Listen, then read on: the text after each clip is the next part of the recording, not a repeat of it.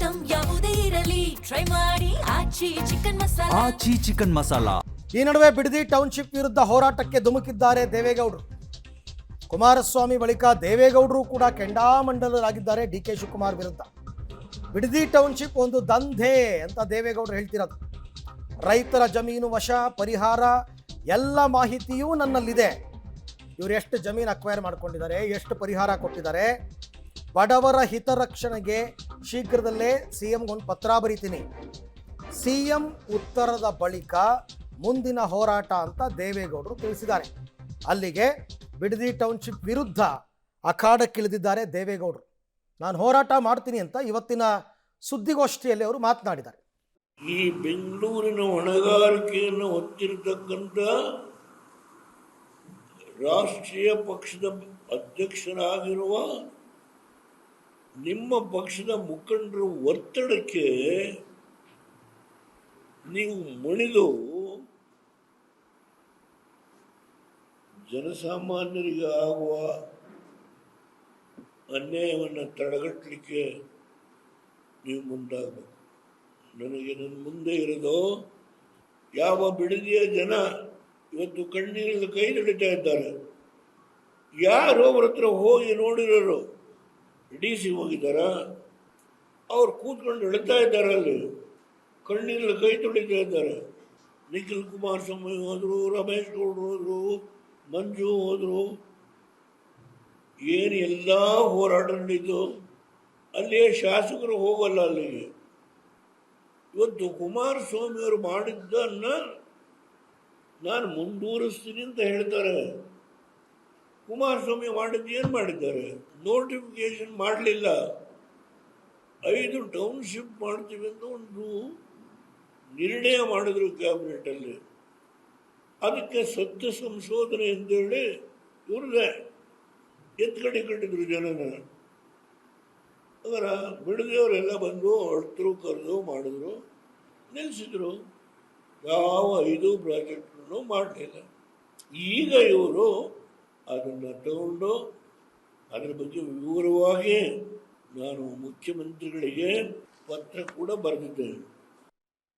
Okay, ಈ Bidadi township ವಿಚಾರವಾಗಿ ಏನೇನಾಗಿದೆ ಅಂತಕ್ಕಂಥದ್ರ ಬಗ್ಗೆ ಎಲ್ಲ ದೇವೇಗೌಡರು ಮಾತಾಡಿದ್ದಾರೆ. ರೈತರ ಜಮೀನನ್ನು ವಶಪಡಿಸ್ಕೊಂಡಿದ್ದಾರೆ, ಅದು ಬಲವಂತವಾಗಿ.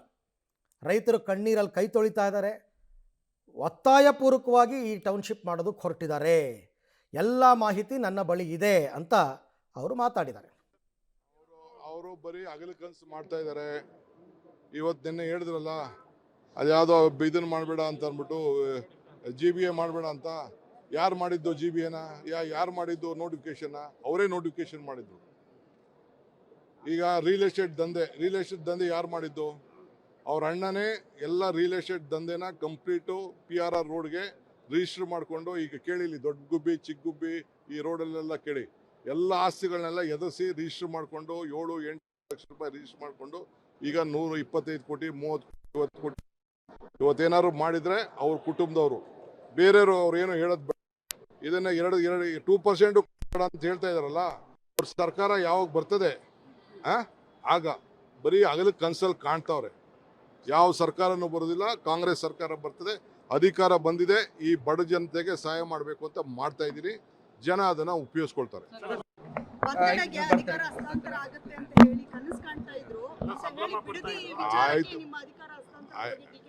ನೋಡಪ್ಪ, ನಡುವಿನ ಮಾತುಗಳು.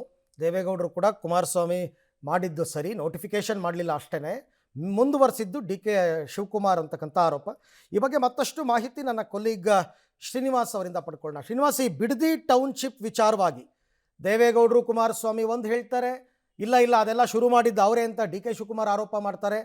ಈಗ ಓವರಾಲ್ ಈ ಹೋರಾಟ ಯಾವ ಸ್ವರೂಪವನ್ನು ಪಡೆದುಕೊಳ್ಳುತ್ತೆ ಅಂತ? ಒಂದು ಅರವಿಂದ್, ಬಿಡದಿ ಟೌನ್ಶಿಪ್ ವಿಚಾರವನ್ನ JDS ಮತ್ತೆ ಕುಮಾರಸ್ವಾಮಿ ದೇವೇಗೌಡರು ದೊಡ್ಡ ಮಟ್ಟದಲ್ಲಿ ಹೋರಾಟಕ್ಕೆ ಎತ್ಕೊಂಡಿದ್ದಾರೆ. ಕುಮಾರಸ್ವಾಮಿ ಅವರು ಸುದ್ದಿಗೋಷ್ಠಿಯನ್ನು ಮಾಡಿ ನೇರವಾದಂತಹ ಆರೋಪವನ್ನ ಮಾಡಿದ್ರು. ಈ ಒಂದು ಬಿಡದಿ ಟೌನ್ಶಿಪ್ ಏನಿದೆ, ಇದೊಂದು ದಂಧೆ ಮಾಡ್ಲಿಕ್ಕೆ ಮತ್ತೆ ರಿಯಲ್ ಎಸ್ಟೇಟ್ ಮಾಡ್ಲಿಕ್ಕೆ ಸರ್ಕಾರ ಅಧಿಕೃತವಾಗಿ ಮುಂದಾಗಿದೆ ಅನ್ನುವಂತ ಆರೋಪವನ್ನ DK ಶಿವಕುಮಾರ್ ಸೇರಿ ಸರ್ಕಾರದ ಮೇಲೆ ಮಾಡಿದ್ರು. ಇವತ್ತು ಅದಕ್ಕೆ DK ಶಿವಕುಮಾರ್ ಅವರು ತಿರುಗೇಟನ್ನ ಕೊಟ್ಟಿದ್ರು. ಕುಮಾರಸ್ವಾಮಿ ಅವರು ಯಾವ ಪ್ರಾಜೆಕ್ಟ್ಗೆ ಒಪ್ಪಿಗೆ ಕೊಟ್ಟಿದ್ರೋ ಅದನ್ನ ನಾನು ಮಾಡ್ತಾ ಇದ್ದೀನಿ ಅನ್ನುವಂತಹ ಮತ್ತೆ ಆರೋಪ ಮಾಡಿದ್ರು. ಇವತ್ತು ದೇವೇಗೌಡರು ಅದಕ್ಕೆ ಸ್ಪಷ್ಟನೆ ಕೊಡುವಂತ ಕೆಲಸವನ್ನ ಮಾಡುವ ಜೊತೆಗೆ DK ಶಿವಕುಮಾರ್ ವಿರುದ್ಧ ವಾಗ್ದಾಳಿಗಳನ್ನ ಮಾಡಿದ್ರು. ಮಾಡಿದ್ದಾರೆ. ಕುಮಾರಸ್ವಾಮಿ ಅವರು ಪ್ರಾಜೆಕ್ಟ್ ಮಾಡ್ಲಿಕ್ಕೆ ಮುಂದಾಗಿದ್ದು ಹೌದು, ಆದ್ರೆ ರೈತರು ಜನರ ವಿರೋಧ ಬಂದಿದ್ದಕ್ಕೆ ನೋಟಿಫಿಕೇಶನ್ ಹೊರಡಿಸಲಿಲ್ಲ, ಆ ಪ್ರಾಜೆಕ್ಟ್ ಅನ್ನ ಕೈ ಬಿಟ್ರು. ಈಗ ಅದನ್ನ ಡಿ ಕೆ ಶಿವಕುಮಾರ್ ಅವರು ಅಥವಾ ಸರ್ಕಾರ ಮಾಡ್ತಿದೆ ಅನ್ನುವಂತ ಆರೋಪವನ್ನ ದೇವೇಗೌಡರು ಮಾಡ್ತಿದ್ದಾರೆ.